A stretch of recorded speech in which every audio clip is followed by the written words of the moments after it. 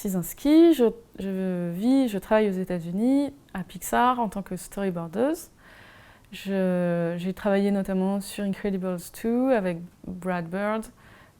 Donc ce que je fais, c'est que je crée des histoires, je dessine les histoires. Avant moi, en gros, il n'y a qu'un script. Et donc on travaille en groupe, en équipe, et on aide le réalisateur à trouver les cadrages, le montage, les actings des personnages. Et à Pixar spécialement, les storyboarders, ce sont des gens qui coécrivent avec leurs dessins. Donc on n'a pas encore de scénario, on le met en place tous ensemble, en équipe. Donc ça, c'est ce que je fais à plein temps. Et depuis toujours, j'ai toujours voulu faire de la bande dessinée. J'ai toujours lu des BD depuis que je suis petite. Et j'ai fait une école d'animation, Les Gobelins, parce que j'ai lu que Franquin, Maurice et Peyo en avaient fait une, et c'était des gens que j'admirais le plus. Donc je me suis dit, pour être meilleure en BD, il faut que je fasse de l'animation. Et ainsi, je suis tombée dans le cinéma, et je me suis tombée amoureuse de l'art cinématographique. Et depuis, voilà, je jongle entre les deux.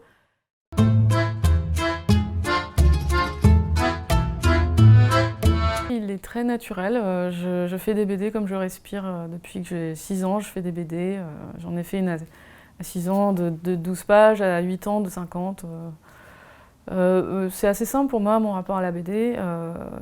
Je pense que ce qui s'est ajouté, c'est mon rapport au cinéma et mon rapport au livre et à l'histoire.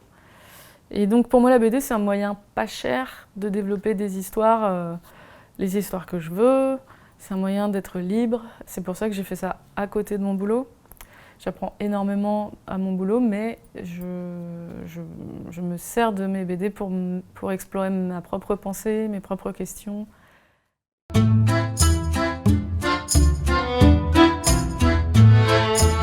Donc c'est un cosaque anarchiste pendant la Révolution russe qui doit sauver une princesse tsariste qui est une petite peste. Et ils sont tous les deux pourchassés par un golem qui est lui-même contrôlé par un bolchevique nihiliste.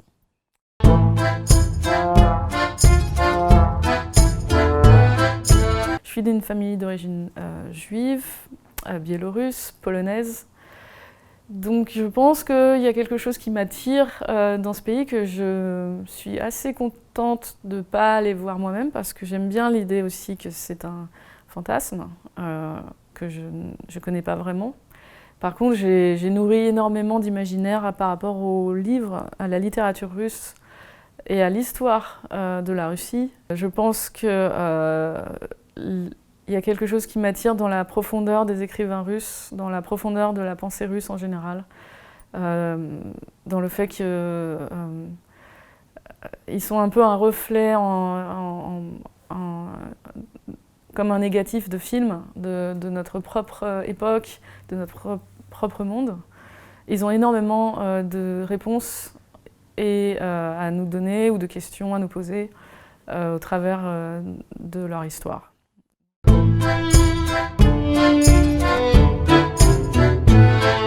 Parce que c'était une période de carrefour entre l'ancien monde et le monde moderne.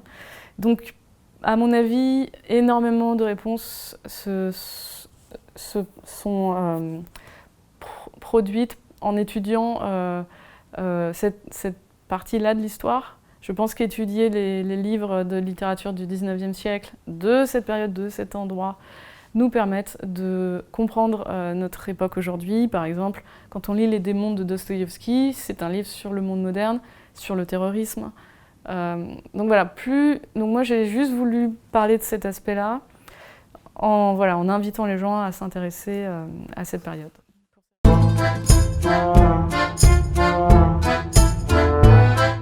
C'est énormément de romans russes, de littérature russe et de livres d'histoire sur la Russie.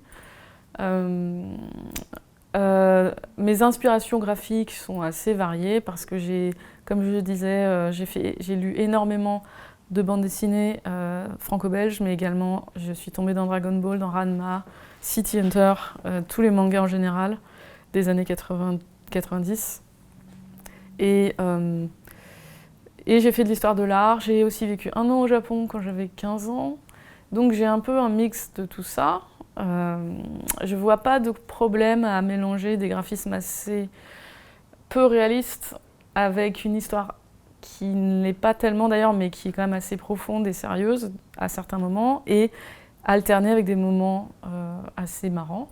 D'autres inspirations également, comme que j'ai eu plus récemment, ce sont les films. Hein, tous les grands films, Kieslowski, Wong Kar-wai,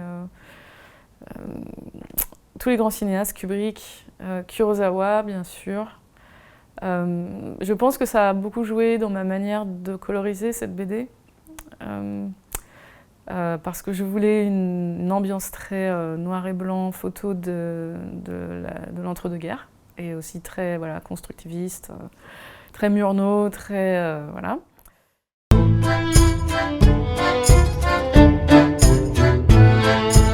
Tous les gens qui se posent des questions comme moi, je pense pas du tout que ce soit une BD qui soit pour un certain type de public. Je pense qu'il y a de la place pour tout le monde, pour le coup.